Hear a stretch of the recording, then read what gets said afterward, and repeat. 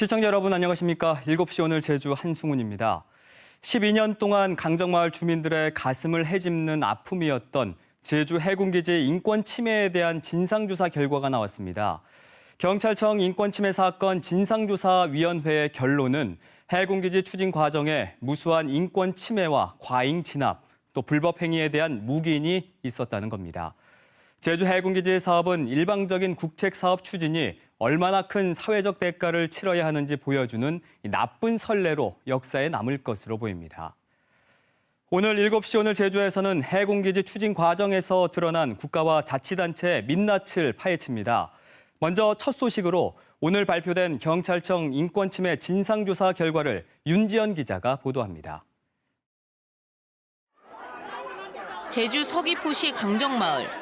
마을회관에 모인 주민 사이에 고성과 몸싸움이 이어집니다. 혼란스러운 틈을 타 해녀 2명이 상자를 들고 회관 밖으로 달아납니다. 해군기지 유치를 두고 주민투표를 결정하려다 무산된 일명 투표함 탈취 사건입니다. 경찰청 인권침해 사건 진상조사위는 이 사건에 여러 국가기관이 부당하게 개입한 것을 확인했습니다. 먼저 해군은 총회 소집부터 주민들과 전방위적으로 접촉했고 투표 당일 현장에 배치된 경찰력 300여 명은 투표함 탈취 같은 불법 행위를 보고도 적극 대응하지 않았습니다. 국가기관의 개입은 이후에도 계속됐습니다. 2008년 9월엔 국정원과 해군, 제주도, 경찰 관계자가 만나 기지건설 반대 활동에 대한 대책을 논의했습니다. 경찰은 특히 몇 년 동안 계속된 집회 시위 과정에서 반대 측 주민들에게 폭행과 욕설, 무분별한 강제 연행, 특정 지역 봉쇄 등의 인권 침해 행위를 반복했습니다. 인터넷 댓글 공작에도 나섰는데 여기엔 경찰은 물론 청와대와 국군사이버사령부 등 정부기관이 가담했습니다. 정부와 제주도가 사업을 일방적으로 결정해놓고요. 경찰력을 동원해서 이를 제지하는 겁니다.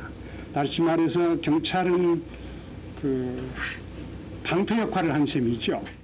진상조사위는 사과와 진상규명과 함께 앞으로 공공사업을 추진할 땐 갈등을 조정하고 중재하는 제도적 장치를 마련하라고 촉구했습니다. KBS 뉴스 윤지연입니다. 경찰에서 발표한 진상조사 결과를 보고 오셨는데요. 이렇듯 지난 12년 동안 강정마을은 국책사업이라는 명분 아래 국가 공권력에 의해 이 수많은 희생을 치러야 했습니다. 2007년 해군기지 유치 기자회견부터 지난해 국제 관함식까지 해군기지 추진 과정의 주요 순간들을 고진현 기자가 영상으로 정리했습니다. 서귀포시 강정마을 주민들이 해군기지를 유치하겠다고 나서 새로운 국면을 맞고 있습니다. 또한 정부 차원에서 약속한 지역 투자 계획을 100% 신뢰하며 정부가 공식 요청한 제주 해군기지 건설에 대해 우리 제주도는 동의를 결정하는 바입니다. 해군에서 주변 마을에 설명을 하여 좋은 점만 부각시켰으며 반대 의견에 대한 내용을 접할 기회가 전혀 없었습니다. 마을 운영회의도 했고 대의원 회의, 어촌계 총회를 거쳐서 마을 총회를 했기 때문에 그런 문제는 전혀 저는 상관이 없다고.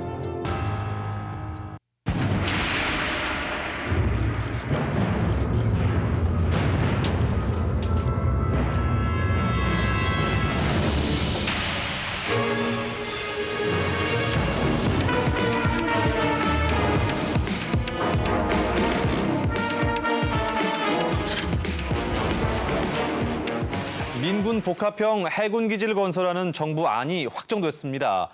크루즈항으로 겸용하기 위해서 필요한 추가 시설 투자비, 이것에 비해서 얻는 수익이 적게는 1.1배, 많게는 1.7배 정도의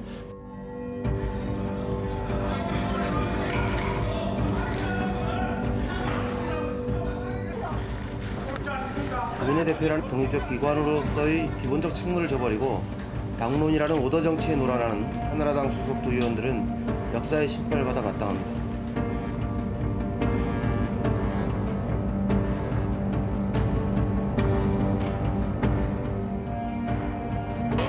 이거 경찰의 과잉 진압이고 정당한 행위에 대해서 불법 집회를 계속적으로 할 때에는 강제 해산 내지는 강제적으로 연행을 해서 사법 조치를 하겠습니다.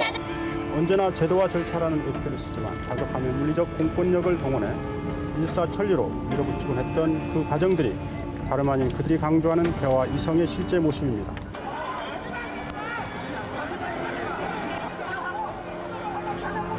강정마을 주민들을 직접 찾아가서 설명드리고자 합니다. 우리가 어떻게 선택할 수 있는 기회를 줘야 되는데 그것까지 무시해버렸습니다.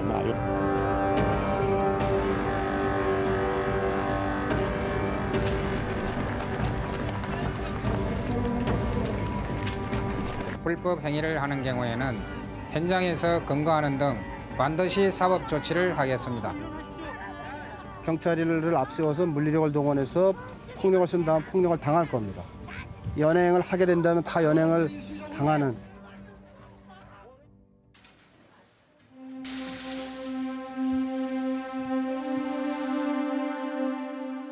그래서 제도민들 생활에도 도움이 되고 또 관광에도 도움이 되는 그런 방향으로 협력해서 나는 이 문제가 정말 계속해서 빠르게 되는 게 좋겠다.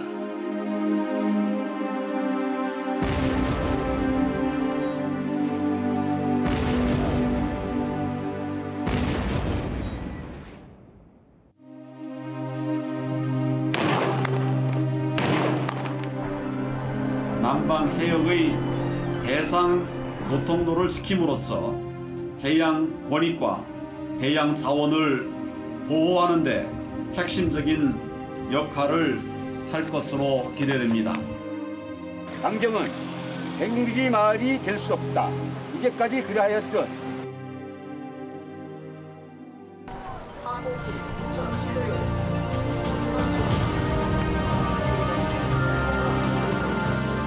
제주의 바다가 평화의 바다를 위한 협력의 장이 되었습니다.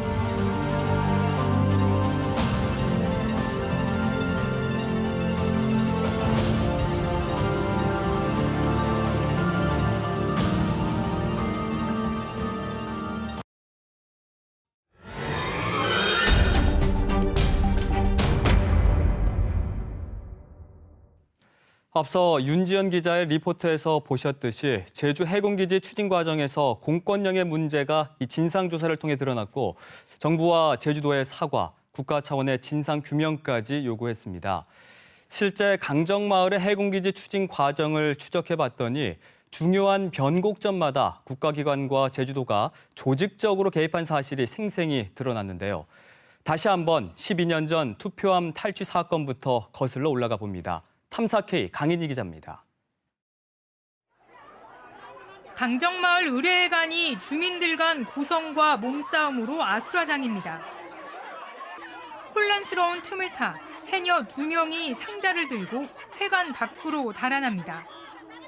해군기지 찬성 주민들이 2007년 4월 회의 소집 공고 절차를 어기고 86명만 참석해 박수로 해군기지 유치 결정을 내린 데 반발해 반대 주민들이 주민투표로 해군기지 찬반을 다시 결정하려 했지만 무산됐던 일명 투표함 탈취 사건입니다. 이미 다 대기하고 있었어요. 저 밖에.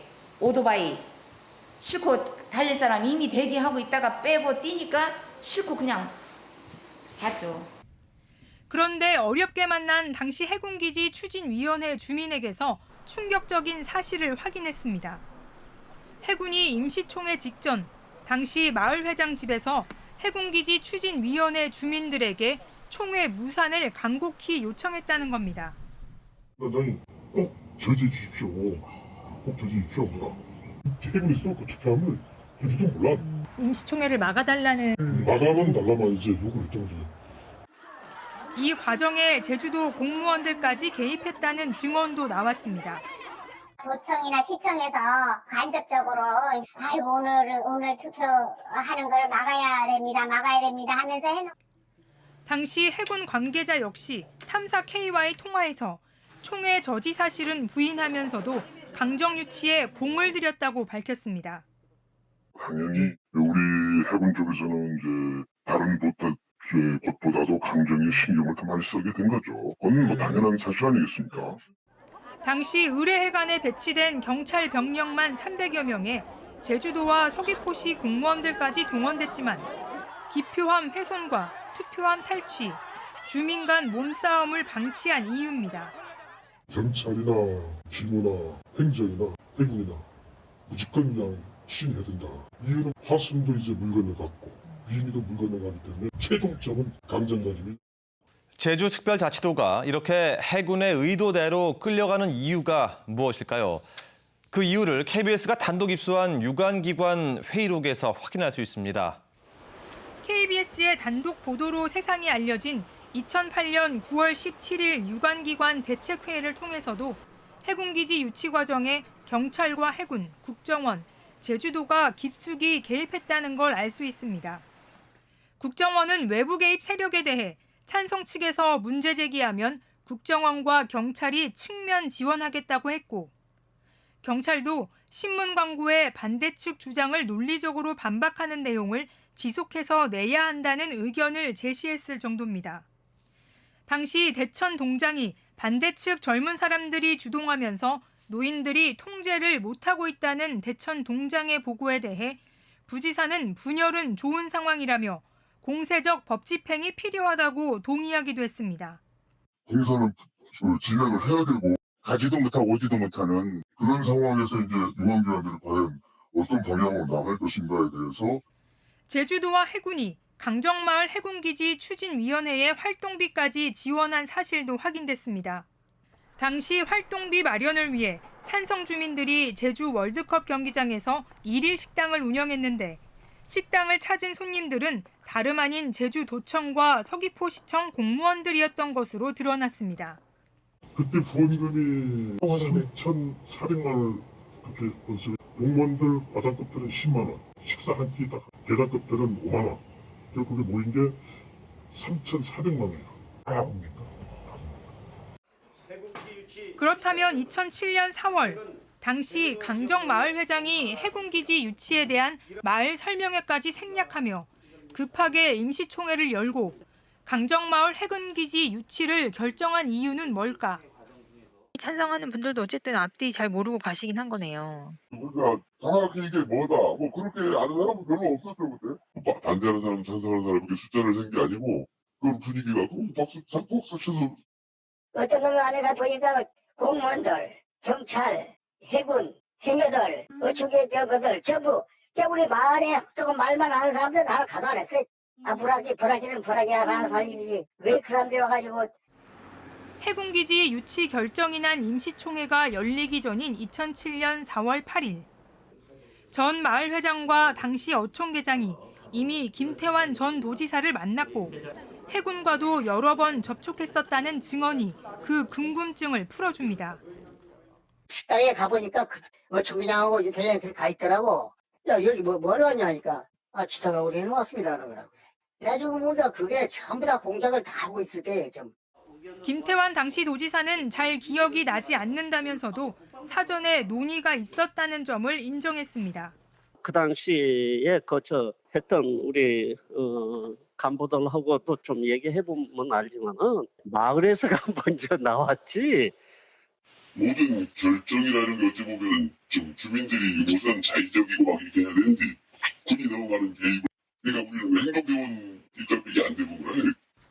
김태환 당시 도지사는 절차적 문제가 있었던 마을 임시총회 결과를 바탕으로 부실투성이 여론조사를 거쳐 2007년 5월 14일 강정을 최우선 후보지로 결정했습니다. 마을에서 유치 기자회견을 연 지 불과 17일 만입니다. 화순 같다 위미 같다 하다가 왜 강정이냐. 그거에 대해서 이문점을 제시한 것이지 반대한 것이 아니거든요. 이문점을 제시한 거예요. 그런데 그 이문점을 제시한 거에 대해서 대답한 건 하나도 없어요. 국책 사업을 추진하며 정작 주민들의 의사를 무시하고 국가기관들이 깊숙이 개입했던 사실이 처음으로 공식 확인된 강정 해군기지 건설 사업. 국책 사업이라는 명목으로 국가기관과 자치단체에 의해 12년간 마을 공동체는 파괴됐고 제주 도민들에게도 여전한 갈등과 상처를 남긴 제주 해군기지 추진 과정. 정부와 해군, 제주도의 공식 사과와 국가 차원의 진상조사가 더 늦출 수 없는 최우선 과제인 이유가 바로 여기에 있습니다. 탐사 K입니다. 오늘 하루 뉴스를 정리해드리는 뉴스브리핑 손보라입니다. 먼저 제주도민이라면 꼭 알아야 할 오늘 제주의 시사용어 상대 보전 지역에 대해서 알아보겠습니다. 상대 보전 지역이란 제주특별법을 근거로 도시지역이나 일부 도서지역의 환경을 보전하면서 동시에 적정하게 개발도 유도하자는 취지로 지정하는데요. 엄격하게 개발이 금지되는 절대 보전 지역과는 달리 토지 이용과 개발이 가능합니다. 현재 제주 지역 토지 중 상대 보전 지역은 14.12제곱킬로미터로 제주도 전체 면적의 0.76%에 해당합니다. 상대 보전 지역에서도 지정 목적에 어긋나는 건축물 등 시설 설치와 토지 형질 변경, 토석 채취 등은 원칙적으로 금지되는데요. KBS 보도로 불법 행위가 드러난 추자도 석산의 경우도 상대 보전 지역이기 때문에 폐기물 투기나 레미콘 제조 등이 모두 불법입니다. 이처럼 추자 석산에서 벌어진 건설업체들의 불법 행위에 대해 제주시가 엄정하게 대응하겠다는 방침을 밝혔습니다. 하지만 상대 보전 지역 해제로 개발 합법화에 대한 검토할 여지를 남겨 논란이 예상됩니다. 보도에 김가람 기자입니다. 레미콘 폐수와 각종 폐기물로 더럽혀진 추자도 석산. 생태계와 경관이 뛰어나 상대 보전 지역으로 지정된 곳이지만 무허가 레미콘 제조와 폐기물 무단 투기가 수십 년 이어져 무참히 파괴된 사실이 KBS 단독 보도로 알려졌습니다. 이러한 불법 행위에 제주시가 엄정 대응하겠다고 밝혔습니다. 건설업체 2곳을 고발하고 폐수 배출시설 폐쇄와 폐기물 제거 등 행정처분도 예고한 겁니다. 다음 달부터 추자도 레미콘 생산을 모두 중단하고 반급 공사도 멈추기로 했습니다. 레미콘 공장 입체 가능한 지역을 확보하면 적법 절차를 거쳐 레미콘 공장이 설립할 수 있도록. 불법 행위를 알고도 오히려 상대 보전 지역 해제를 검토하는 등 추자면이 묵인했다는 지적에 지리적 특성상 불가피했다면서도 책임을 인정했습니다. 불법이 그렇게 장기간 묵인되고 해왔다는 것에 대해서는 제주시가 책임질 부분은 지도록 하겠습니다. 다만 대체 부지가 틀어지면 상대 보전 지역 해제 여지도 남겨둔 건 논란거리입니다. 가장 쉬운 방법으로 문제를 해결하려는 건데 이렇게 가서는 앞으로 사업자들이 법을 잘 지킨다거나 이런 부분에서 굉장히 많은 영향을 줄 수 있어서 자치경찰도 수사에 본격 착수하면서 추자도 석산에서 일어난 불법 행위 파문이 어디까지 이어질지 관심이 쏠립니다. KBS 뉴스 김가나입니다. 오늘 농어업인회관에서 열린 제2공항 제조사 검토위원회 주최 2차 공개 토론회에서 반대 측 검토위원들은 ADPI에서 제시한 제주공항 활용 방안에 대해 국토부와 용역진이 언제 어디서 어떤 자료로 검토했는지 근거가 없다며 제2공항을 짓기 위해 은폐한 것이라고 주장했습니다. 또 군 공역에 겹치는 성산 후보지의 점수 왜곡과 신도 2 후보지의 이동이 없었더라면 신도 후보지와 성산 후보지 순위가 바뀌었을 것이라고 주장했습니다. 국토부 측은 제주공항 활용 방안은 활주로 용량만이 아니라 종합적인 고려가 필요하며 성산과 신도 후보지 평가에 대해서는 문제 없다고 밝혔습니다. 제주 지역의 인구 순유입 감소로 성장 잠재력 저하가 우려된다는 분석이 나왔습니다.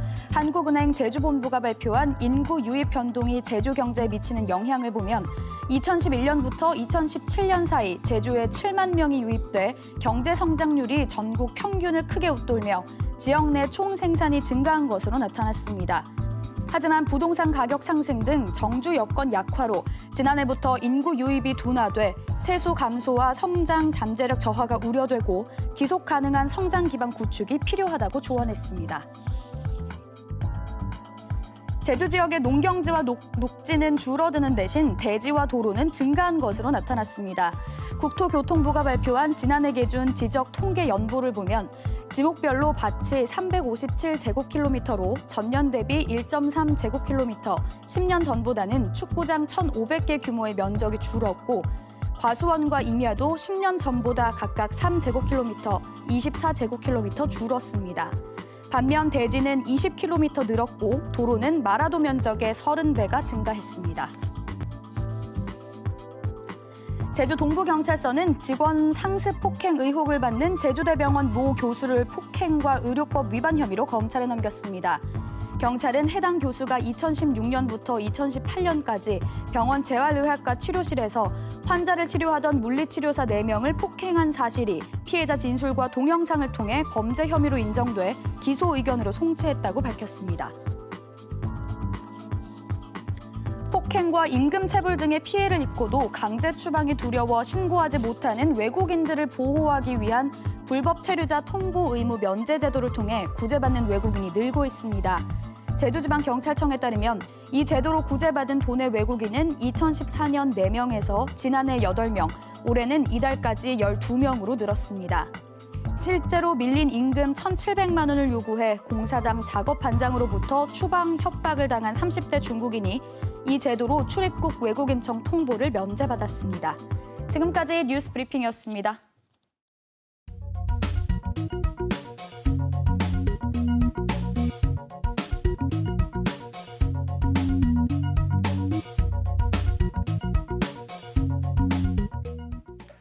자치분권에 대한 관심이 어느 때보다 뜨겁습니다.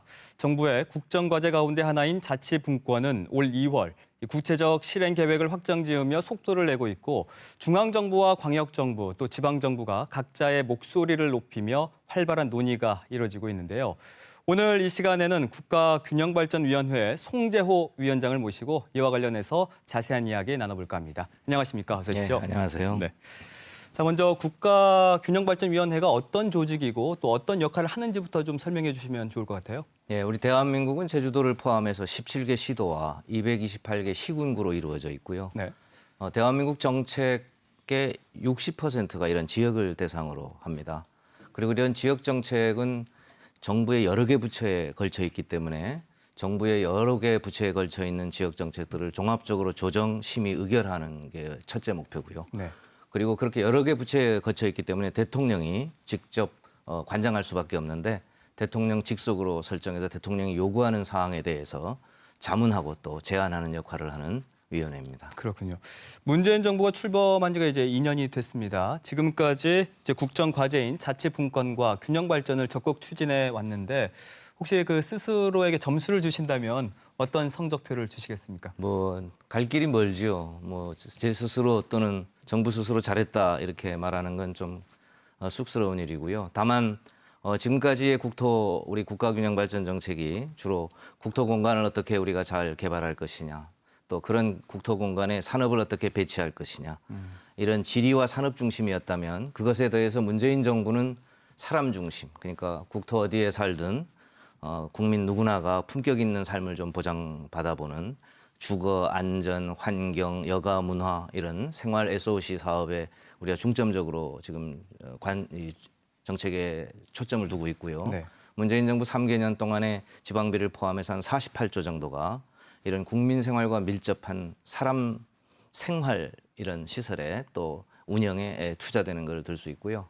두 번째로 제도적 측면에서는 그동안 정부가 예산을 배분함에 있어서 이렇게 정부가 이 예산을 쓰면 소위 돈이 좀 될 것이냐는 경제성 검토를 했었는데 이제는 수도권이 아닌 비수도권의 경우에는 3개 인천, 경기, 서울을 제외한 14개 시도는 균형 발전의 가치를 고려한 소위 경제성보다는 균형성을 더 강조하는 제도로 우리가 전환했고요. 또 지금까지는 정부가 각 시도에 또는 시군구에 이런 게 좋겠다고 제안을 했는데 이제는 거꾸로 시도가 또는 시군구가 어떤 일을 하고 싶은지 물어보고요. 그렇게 하고 싶은 거를 종합적으로 배치해서 중앙정부와 계약을 맺는 그런 협약 제도를 실시하고 있습니다. 네.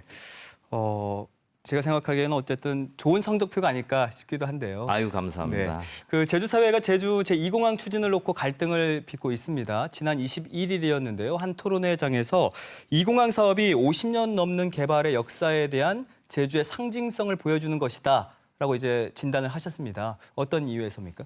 지난 우리가 해방 이후에 제주도 개발사를 보면 도민의 자주적, 자립적 지역 주도의 개발이라기보다는 중앙의 필요 또는 외부 주도의 개발이라고 볼 수 있습니다. 또 그런 개발들이 도민의 삶의 질 또 생활의 기반을 개선한 것은 사실인데 그런 과정에서 우리 도민들이 우리의 행복에 직접 연결되는 것이냐, 우리의 삶의 터전을 진짜 지켜주는 개발이냐 하는 데에는 많은 의구심과 우려를 갖고 있는 것 같아요. 그걸 단적으로 보여줬던 것이 1992년의 제주도개발특별법 반대운동이고요. 제주도개발특별법을 보면 그 조문은 굉장히 우수하고 훌륭합니다. 그럼에도 불구하고 왜 우리 도민들은 그것을 그렇게 반대했을까 하는 거고요. 또 지금 제2공항 같은 굉장히 오래된 우리로서는 꼭 필요한 수건 사업인데 그걸 가지고도 왜 이 부분에 대해서 갈등이 빚어질까 이런 걸 생각해 보면 개발의 필요성에 대해서는 공감하고 다 인정하는데 그 개발의 도민의 삶 또 개발 이익이 지역에 배분되는 과정에 대해서는 그렇지 못하다라고 생각하는 도민들이 거꾸로 필요성은 5명에 4명이 인정하면 도민에게 분배되지 않는다는 5명에 4명은 그렇게 또 그런 그 갭의 차이가 우리 그 개발사에 우리가 한번 정말로 숙고하고 이걸 좀 짚어봐야 될 문제라고 이렇게 생각합니다. 네. 그리고 또 그날 그 토론회장에서 그 위원장님께서 하신 말씀 중에 기억이 나는 게 관광이라는 게 어쨌든 관광객과 지역사회가 맺는 계약인데 어느 한쪽이 나쁘다고 한다면 이거는 계약이 성립될 수가 없다. 그러니까 지역 주민이 반대하는 개발은 해서는 안 된다 이런 입장을 취하셨어요. 그건 뭐 매우 상식적인 이야기죠. 어쨌든 개발이라고 하는 건 계약이거든요. 지역에 살고 있는 주민의 삶의 터전을 무시한 개발이 있을 수 있겠습니까? 그래서 이 계약인데 이 계약에 예를 들어 관광객이 제주도로 왔는데 뭐 별로 만족스럽지 못한다 해도 이건 성립되지 않고요. 네. 또 관광 개발로 지역 주민이 이건 뭐 우리의 행복에 이건 기여하지 않는 것다 하면 성립되지 않는 것이지요. 그러면 산업을 전환하든가 다른 대안을 모색하는 게 상식적으로 맞는 것이고요. 다만 그런 과정에서 꼭 필요한데 이것을 꼭 필요한 거를 도민사회에 세팅해가는 과정이 있거든요. 이게 민주적 절차에 의해서 토론도 좀 하고 갈등에 대해서 관리도 좀 하고 이런 세팅의 과정이 존재하는데 그동안 우리 제주사회가 이 세팅의 과정은 좀 부족한 점이 크지 않았나 이렇게 반성해 봅니다. 네. 제2공항은 국토부가 주도하는 국책 사업인데 그럼 국가균형발전위원장으로서 혹시 국토부에 이런 갈등 상황에 대해서 좀 비판적인 입장을 직접 전달하신 적이 있으신가요? 국토교통부의 입장을 정확히 말씀드리면 이거는 사실은 공항은 우리 도민이나 관광객이나 이런 인간이 짐짝이 아니잖아요. 그럼 이제 우리 제주공항을 보면 사실은 이게 쾌적한 운송의 지금 상황이라고 또 공항을 가지고 우리가 공항과 관련되는 여러 가지 부대 시설을 잘 활용해서 제주도에 일자리를 만들고 산업을 활성화시키는 그런 역할을 다 하고 있느냐는 지점에서는 회의적이지요. 그리고 이런 부분들을 해결하고자 하는 게 사실은 도민의 수건이었고 그런 도민의 수건을 사실 정부가 받아들였고 주무부처인 국토부가 추진한 겁니다. 그러니까 엔지니어링 관점에서 우리가 이렇게 하겠다. 그리고 그렇게 했으면 좋겠다라고 인정해서 국토부가 계속 가는 거고요. 다만 그 과정에서 아까 말씀드렸듯이 제주도민이 가지고 있는 삶의 터전의 상실이라든가 개발 이익의 분배에 대한 우려에 대해서 그 부분을 어떻게 세팅하고 관리해 나가느냐 하는 것은 국토부의 몫이 아니죠. 사실 정확하게 말하면 그것은 우리 제주도의 몫인데 우리 제주도가 그런 부분들을 확실히 하고 정부 부처와 또 관련된 이해 당사자와 얼마만큼 노력을 했는가에 대해서는 짚어볼 점이 좀 많다고 이렇게 생각합니다. 그렇다면 향후에 그 정부의 갈등 해법에 대한 주문을 좀 할 계획은 있으신지요? 뭐 이거는 뭐 요즘 제주도만이 아니라 공항을 둘러싸고 부산이라든가 새만금이라든가 대구 경북 지역이라든가 이런 의견 표출 갈등 상황이 많거든요. 네. 그 갈등은 당연히 관리를 또 해야 되고요. 우리가 정책의 결정기관은 아니지만 우리 국가균형발전위원회가 이런 지역의 상황을 정부 부처에 전달해드리고 또 필요한 부분에 대해서 정확하게 건의드리고 이런 게을리하지 않을 생각을 가지고 있습니다. 네. 또 덧붙여 국토부가 또 이런 상황을 정확하게 잘 인지하고 있고요. 다만 국토교통부가 제주도가 해야 되는 자주적 관리에 대해서 내려와서 직접 하는 거는 특별자치 분권의 시대에는 사실은 좀 적합치 않다. 그런 부분들은 제주도의 몫으로 남는다. 이런 점을 좀 말씀드리고 싶습니다. 네, 그럼 다음 주제로 넘어가 보겠습니다. 제주 지역 행정체제 구성과 운영에 대한 결정권을 도민이 갖는 게 원칙이다라고 하셨습니다. 이건 어떤 이유였습니까? 이것은 문재인 새 정부의 아주 변함없는 원칙인데요. 제주도가 지역과제가 아니라 국정과제에 포함된 게 2개가 있는데 하나가 제주도를 자치분권의 모델로 만들겠다는 것이고요. 두 번째가 4.3을 해결해서 과거사를 이제 완전히 우리가 짚고 넘어가겠다는 부분인데 네. 이 제주 분권 모델과 관련해서는 권한을 내려주는 것은 중앙정부가 하는 거지요. 분권이죠. 문자 그대로. 네. 그러나 내모은 권한을 가지고 우리가 어떻게 할 것인가는 또 제주 주민이 자치적으로 결정해야 될 부분입니다. 예를 들면 행정시장 문제를 폐지하고 우리가 시군을 다시 하면 4개로 할 건지 6개로 할 건지 8개로 할 건지 또 그러면 시군의회는 다시 부활할 건지 이런 부분에 대해서 결정을 중앙정부가 우리가 생각해보니 이렇게 하는 게 좋으니 이렇게 해보세요가 아니라 제주도가 어떻게 하겠다고 제안해오면 정부가 그걸 수용하겠다는 거죠. 그런 제주도의 소위 추진 체계의 문제에 대한 결정권을 전적으로 제주도민이 갖는다는 것을 강조한 것이고요. 그것은 대통령 문재인 대통령부의 변함없는 확고한 방침이기도 합니다. 네, 최근에 그 행정시장 직선제 주민투표를 놓고 도의회와 지금 제주도가 갈등 중인데 이건 어떻게 생각하십니까? 저는 이 부분에 아쉬운 점이 많은데요. 우선 행정시장 제도로 놓고 직선제로 할 것이냐만 이야기하잖아요. 네. 그런 게 아니라 정말로 좋은 우리의 자치 모델이 무엇인지에 대한 보다 광범위한 논의가 좀 부족하지 않냐 싶고요. 도와 도의회가 사실은 도민이 뽑은 기관이기 때문에 도민이 대표성을 갖는다고 인정하지만 그러나 그런 대의적 민주주의가 갖는 한계가 있거든요.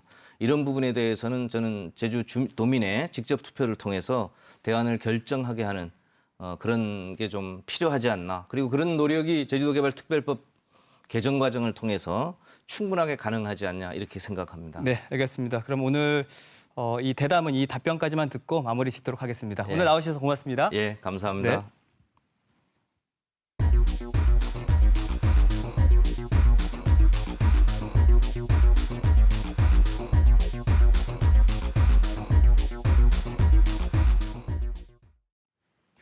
선수 시절의 열정으로 인라인 하키 꿈나무들을 발굴해 키우는 감독이 있습니다. 재능 기부를 통해서 50여 명의 인라인 하키팀을 이끌고 있는 양승식 감독인데요. 주목할 만한 제주 사람을 조명하는 코너 탐나는 사람에서 지금 만나보시죠.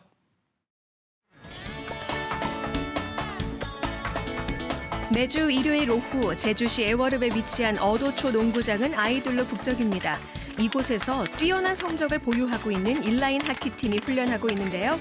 오늘의 주인공은 이 팀을 이끌고 있는 양승식 감독입니다. 이렇게 온단 말이야. 알겠지? 한 박자 한 박자 박자가 똑같아야 돼. 스톱. 자. 올해로 감독 4년 차, 꽤 우연한 계기로 감독의 길에 들어섰습니다.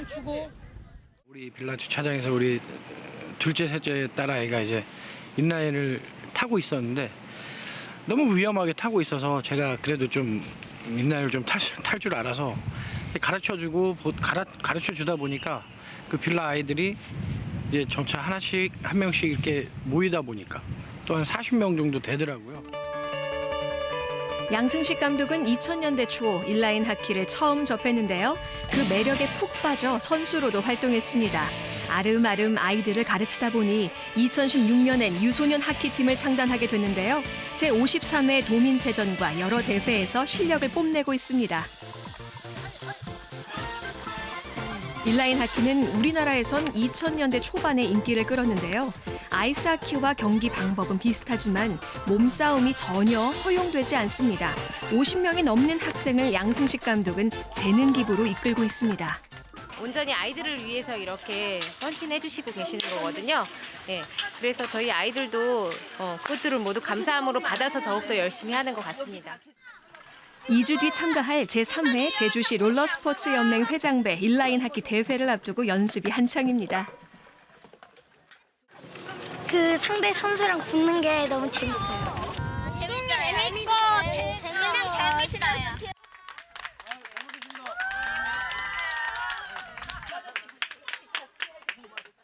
잘 먹겠습니다. 국내 애들이고 자주 보는 애들이니까 이제 운동하면서 좀 마시고 뭐 먹고 간식거리로 그냥 저희가 그냥 해주고 있습니다. 뭐 쉽고 안 쉽고 떠나서 그냥 제 마음이 그냥 해드리고 싶어서 그냥 하고 있어요. 양 감독의 재능 나눔으로 탄생한 팀이라서 그런지 유독 많은 분들이 이 팀의 후원을 아끼지 않습니다. 그동안 20번이 넘는 대회에서 수상할 수 있었던 것도 주변에서 꾸준히 보내준 응원 덕분입니다. 훈련을 마치고 양승식 감독의 집입니다. 양 감독은 4딸을 둔 가장인데요. 현장에선 호랑이 감독이지만 집에서는 푸근하고 자상한 아빠입니다. 예, 가끔 주말마다는 계속 제가 해주죠. 엄마 좀 쉬라고. 얘들아, 떡볶이 다 됐다. 앉아.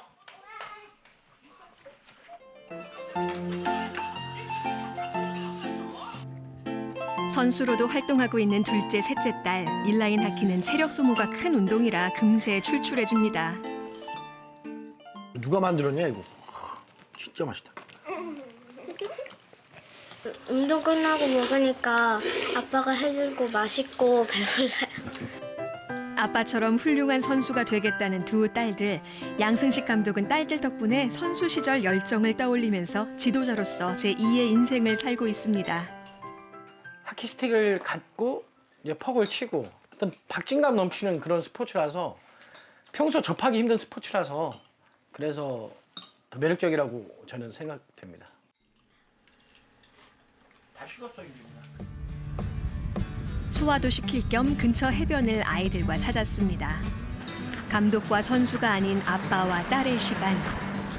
하루를 정리하며 서로에게 조금 더 가까워집니다. 오늘 훈련 어떤 것 같아요, 양근혜? 힘들었어? 재밌었고 조금 힘들기도 했어요. 유주는? 힘들지는 않았는데 재밌었어요. 살 좀 빼야 되지 않겠냐?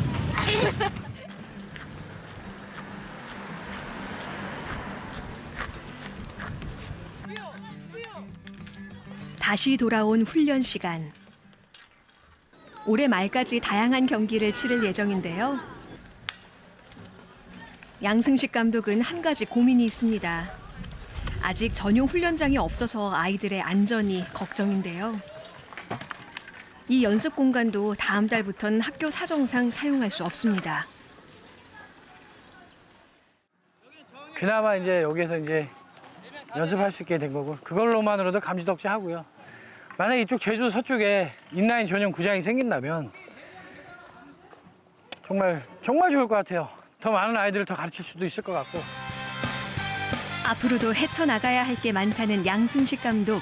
그럼에도 힘 닿는 한 열심히 해보겠다고 다짐합니다. 열악한 상황이지만 늘 자신을 믿고 따라와주는 선수들과 주변에 도움을 주는 분들을 생각하며 오늘도 힘을 냅니다. 양승식 감독과 선수들의 무한한 활약을 기대합니다. 부서지는 땀방울에 거짓이 없다.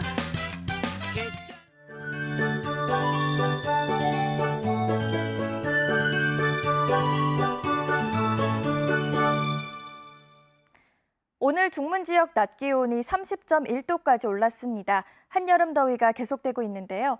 내일은 오후부터 흐려지며 26도까지 올라 더위가 이어지겠습니다. 아침, 저녁으론 기온이 선선해 일교차가 크게 벌어질 텐데요. 겉옷을 같이 챙기시는 게 좋겠습니다. 강한 햇볕 때문에 자외선 지수는 매우 높은 단계를 나타내겠습니다. 외출하실 땐 모자나 선글라스 챙기시는 등 자외선 차단에 신경 쓰셔야겠습니다. 대기는 고기압의 영향으로 건조할 텐데요. 내일은 맑다가 오후부터 하늘에 먹구름이 가득하겠고 모레는 아침 한때 비가 조금 오겠습니다. 비가 오기 전까진 산불 등 화재 예방에 유의하셔야겠습니다. 내일의 지역별 날씨 살펴보겠습니다. 내일 아침 최저 기온 14에서 18도 분포 보이겠고 낮 기온은 26도까지 오르며 오늘과 비슷하겠습니다. 내일 해상에 안개가 짙게 낀 가운데 바다의 물결은 제주도 앞바다에서 최고 1m로 비교적 잔잔하게 일겠습니다. 제주도 남쪽 먼바다의 물결도 최고 1.5m로 높지 않겠는데요. 내일 해상 활동하기 무난하겠습니다. 주간 날씨입니다. 기압고래의 영향으로 내일 오후부터 흐리겠고요.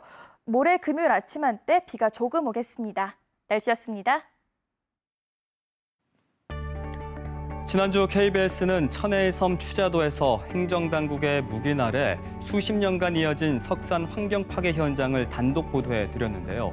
이와 관련해 제주시가 무허가 레미콘 제조와 불법 폐기물을 야적한 업체들을 엄정하게 대응하겠다는 방침을 밝혔습니다. 비록 늦었지만 지금이라도 이 문제를 해결하겠다는 의지를 보여준 건 그나마 다행입니다.